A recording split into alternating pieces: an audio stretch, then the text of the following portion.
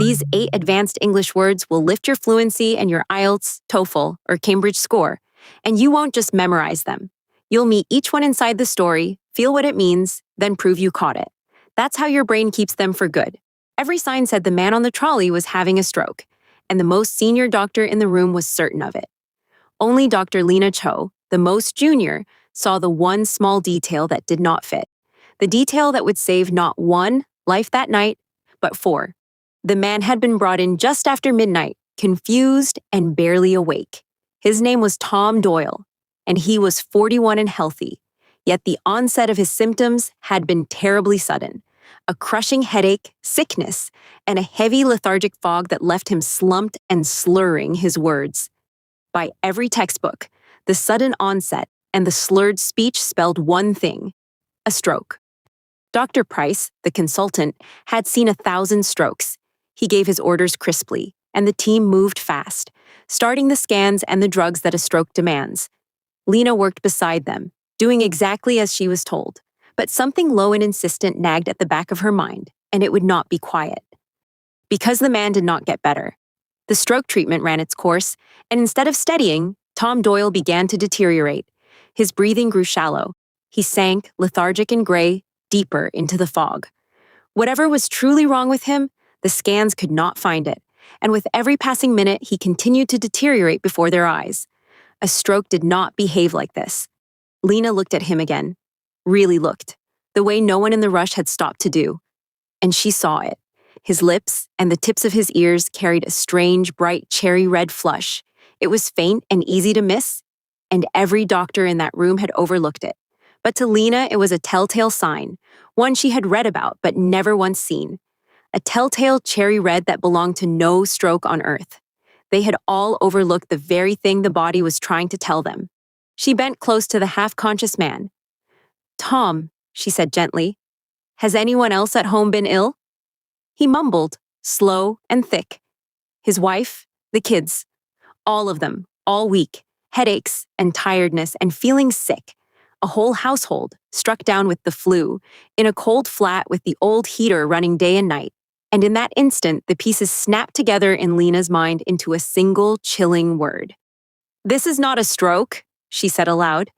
"It is carbon monoxide." Dr. Price did not even turn his head. "It is a textbook stroke," he said. "Don't overthink it." But Lena did not back down. For the first time in her whole career, she insisted, her voice steady against the most senior man in the room. "A stroke takes one person.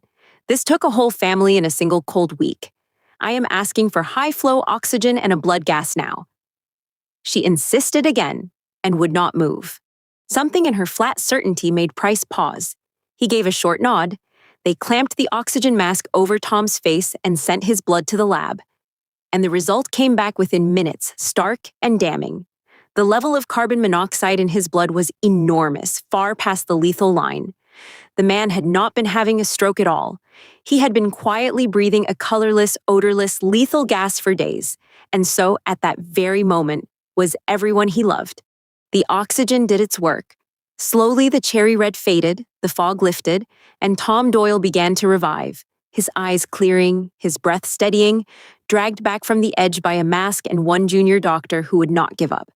But even as they worked to revive him, Lena's mind had already run ahead of her, out of the bright room and across the sleeping city, to a cold, dark flat where 3 more people lay breathing the very same poison.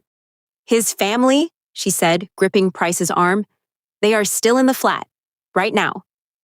The room moved at once. An emergency crew was sent racing across the city to the address, their masks ready, and they broke down the door of a silent flat where a mother and 2 small children lay deep in a sleep they would never have woken from. They carried all 3 out into the clean night air, alive, only just, because one doctor had refused to look away from a single red flush. By dawn, all 4 of the Doyles were breathing clean air in safe beds, and a gas engineer had condemned the cracked old heater that had nearly killed them in their sleep. Dr. Price found Lena in the quiet corridor as her long shift ended. He did not say very much. He did not need to. "You saw what I overlooked," he said simply. 4 people are alive because you did. Don't ever lose that." Lena went home as the sun came up. more tired than she had ever been, and far too awake to sleep. She had learned in a single night the lesson that no textbook teaches, that the body always tells the truth, if only someone will stop and listen, and that the most important sign of all is very often the one small, stubborn detail that simply does not fit. Now, and did you catch all 8? Let's find out. A noun for the start or first beginning of something, often unpleasant. It's the first arrival of a cold, a storm, or a sudden illness. Tom's headache and sickness had this very suddenly, just after midnight. The sudden what of his symptoms pointed the doctors toward a stroke. The word is onset. The sudden onset of the fever left her shivering in her bed. A verb meaning to demand something firmly and repeatedly. It's what you do when you say, no, I really mean it, and won't give way. Lena did this against the senior doctor, refusing to back down. She had to do what? Firmly demand the oxygen, even when the consultant said no.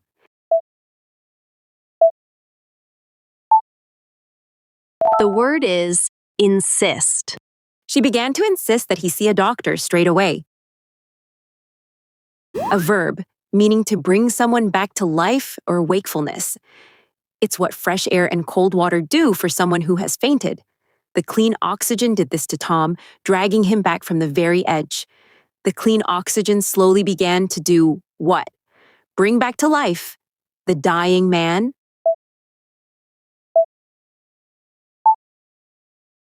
The word is revive. Doctors fought for an hour to revive the half-drowned swimmer. A verb meaning to fail to notice or miss something important. It's what you do when you read a page but skim right past one key word. Every doctor in the rush did this to the cherry red flush on his skin. In their hurry, the whole team had done what to missed the one clue that mattered.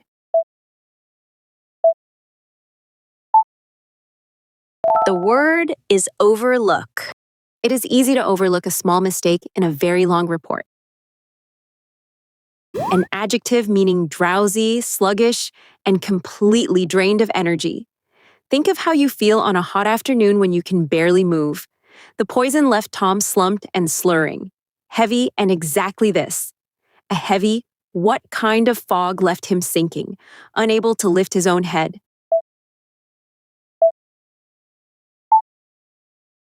The word is lethargic.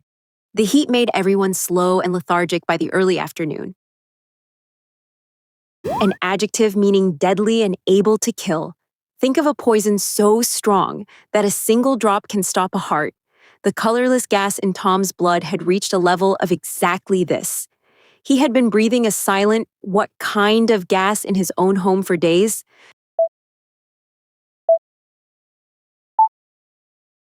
The word is lethal. A lethal dose of the drug can kill a grown adult in minutes. An adjective for a sign that quietly reveals a hidden truth. Think of muddy footprints that give away exactly where a thief went. The cherry red flush on his skin was this kind of clue to Lena, that what kind of red color did not belong to any stroke at all. The word is telltale. The telltale smell of smoke warned them of the fire downstairs. A verb meaning to get steadily and progressively worse. It's what an untreated wound or a damp old house slowly does over time. Despite the stroke treatment, the patient simply continued to do this. With every passing minute, he would do what? Get steadily worse, and no scan could say why.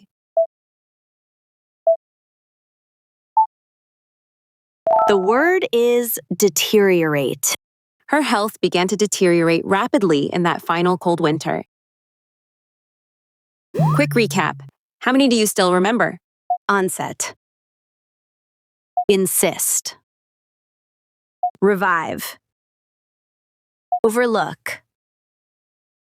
Lethargic. Lethal. Telltale. Deteriorate. A new English story every day. Subscribe and learn advanced words the way your brain actually keeps them. Inside a story you won't forget.